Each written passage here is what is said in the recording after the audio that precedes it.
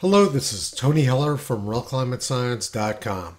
Here's a Biden campaign ad from back in the days when he was able to complete a sentence.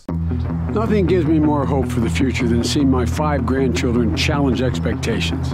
They see breakthroughs in technology we can't even yet imagine. But the only way they're going to get a chance to fulfill all that potential is if we take drastic action right now to address the climate disaster facing the nation and our world. More severe storms and droughts, rising sea levels, warming temperatures, shrinking snow cover and ice sheets. It's already happening. And science tells us that how we act or fail to act in the next 12 years will determine the very livability of our planet. Yet today, President Trump denies the evidence in front of his own eyes, hides climate science produced by his own administration, and actively works to roll back what progress we've already made. It's reckless, it's irresponsible, and it is unacceptable. So today, I'm announcing my plan for a clean energy revolution. It outlines what we have to do to meet this challenge head on and how we're going to get there. We're going to invest $1.7 trillion in securing our future so that by 2050, the United States will be 100% clean energy economy with net zero emissions. By the end of my first term, we will have an enforcement mechanism in place to make sure we stay on track to get there. We're going to make record-breaking investments in research and development in zero-carbon technologies so that America is the engine of the world's clean energy economy, exporting cutting-edge equipment stamped Made in the USA to help other nations reduce emissions and mitigate and adapt. This initiative will create more than 10 million new good-paying jobs all across the clean economy in the United States of America. It's an enormous opportunity. We'll hold polluters accountable for the damage they've caused, particularly in low-income communities and communities of color. Biden says he listens to the science. Let's see if that's true. According to the National Oceanic and Atmospheric Administration, the drought trend in the United States is the exact opposite of what Biden claims. Droughts have become less frequent and less intense in the United States over the last 125 years, with the worst droughts occurring during the 1930s. Joe Biden was born shortly after the Dust Bowl of the 1930s, so it's surprising that he's not aware of it. According to the National Oceanic and Atmospheric Administration, strong to violent tornadoes in the United States peaked 50 years ago and have been on a downwards trend ever since. There's been no trend in the total number of tornadoes in the United States over the last 70 years. Like most recent years, this year has been well below average for tornadoes in the United States. The United States' worst tornado occurred almost 100 years ago in 1925. Major hurricane frequency around the world has declined sharply over the last 20 years. The global tropical cyclone accumulated energy has dropped sharply over the last 30 years. There's been no trend in the frequency of tropical storms over the last 50 years.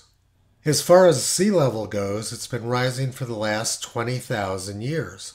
Sea level is rising much slower now than it was prior to 7,000 years ago.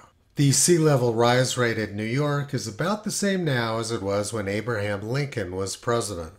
Autumn and winter snow cover in the northern hemisphere has been increasing over the last 50 years, not decreasing as Joe Biden claimed. There's been no trend in Arctic sea ice extent over the last 15 years. And there's more sea ice now than there was 15 years ago when Al Gore at the Nobel Prize ceremony predicted an ice-free Arctic by the year 2014. Another new study to be presented by U.S. Navy researchers later this week warns it could happen in as little as 7 years. 7 years from now. In the last few months, it has been harder and harder to misinterpret the signs that our world is spinning out of kilter.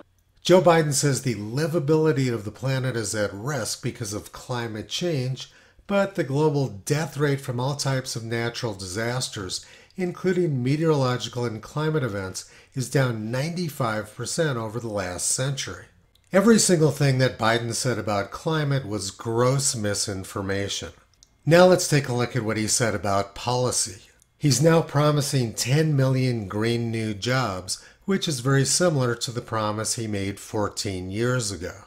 In 2008, Joe Biden promised 5 million new green jobs and delivered on less than 1% of his promise. According to Bloomberg, he delivered less than 30,000 of the 5 million jobs he promised. Now he's promising 10 million green jobs, which he won't deliver on either. What Biden has delivered on is more than quadrupling inflation since the election. Gasoline prices have doubled since the election. Natural gas prices have more than doubled since the election. Biden says he's helping out poor people and people of color when in fact his policies are crushing those very groups. It's becoming nearly impossible for poor people to keep their children warm and fed. And his claims of going 100% wind and solar are complete nonsense. Around the world, the use of coal, oil, and natural gas is skyrocketing, while wind and solar are making almost no progress. Biden claimed that in 1987 he was responsible for game-changing climate legislation. But his game-changing climate legislation did nothing to slow the growth of carbon dioxide in the atmosphere. Over the past 30 years, the growth rate of carbon dioxide in the atmosphere has more than doubled. Nothing Biden said was true, but the press and social media actively promote it anyway.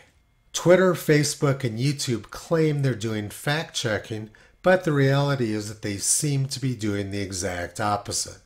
Joseph Goebbels said, "If you tell a lie big enough and keep repeating it, people will eventually come to believe it. The lie can be maintained only for such time as the state can shield the people from the political, economic, and/or military consequences of the lie. It thus becomes vitally important for the state to use all of its powers to repress dissent, for the truth is the mortal enemy of the lie, and thus by extension, the truth is the greatest enemy of the state." The American people are now facing the consequences of Biden's big lies, so quite predictably the Biden administration has resorted to censorship. Toto's been pulling back the curtain on this massive fraud for the past 14 years. You can visit him, Kyrie Caesar, Toki and Upala on the web at realclimatescience.com.